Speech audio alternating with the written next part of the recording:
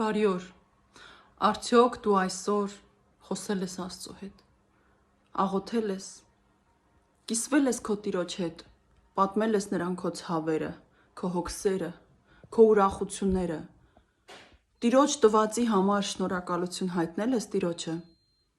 այն օրհնությունների համար, պաշտպանության համար, քեզ փրկելու համար ամեն չարի ձեռքից, չարի ճիրաններից, փորձանքներից ազատելու համար, այն պարգևներից, նվերներից, որ Տերը քեզ տվել է, այն ամենադժվար պահին, որ Տիրոջ ձեռքն է քեզ մեկնվել ու քեզ օգնել է, քեզ հանել է ամեն դժվար վիճակից, որ թվում էր թե էլ ելք չկա, դու դրա համար շնորհակալություն հայտնել ես այսօր։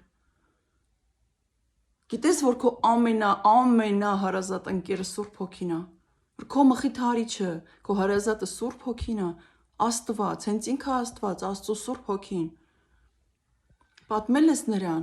թե ինչն է քեզ տանջում, ինչն է դժվարացնում, ինչն է ցավացնում, ինչ կուզեիր, ինչի կարիք ունեիր։ Ճիշտ է, Աստված քո բոլոր կարիքները գիտի,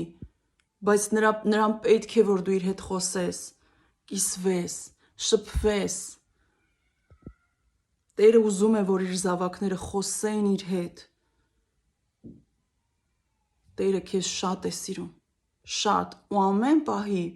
սպասում է, որ դու իրեն կհիշես, որ քո սրտի մեջ, քո հոգու մեջ ինքը կլինի ու կխոսես իր հետ։